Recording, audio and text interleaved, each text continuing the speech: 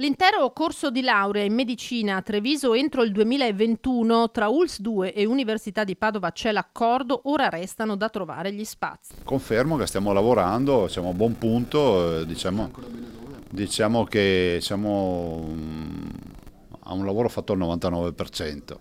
E pensare di avere medicina dal primo all'ultimo anno, visto che considerato che qui già al Cafoncello abbiamo 8 cliniche universitarie, per cui il tema accademico è presente, lo si fa sia in corsia che a lezione.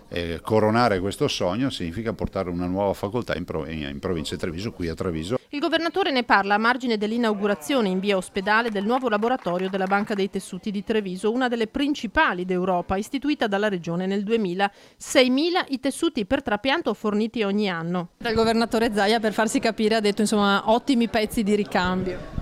Beh, di fatto lo sono, un organo che viene trapiantato è un pezzo di ricambio, ma anche un tessuto, fosse anche per un semplice intervento di implantologia dentale, ma anche per cose molto più importanti, per il paziente, più vitali, come può essere una sostituzione di un pezzo d'osso oncologico, una valvola cardiaca, sono certamente dei pezzi di ricambio, ma utili per la vita. Nuovi locali, 25 operatori ad alta specializzazione e anche strumenti all'avanguardia come il nuovo liofilizzatore. Ci permetterà di produrre tessuti liofilizzati, quindi privandogli dell'acqua che contengono normalmente all'interno, si riuscirà a conservarli a temperatura ambiente. Questo permetterà ai chirurghi di poterli utilizzare per le urgenze.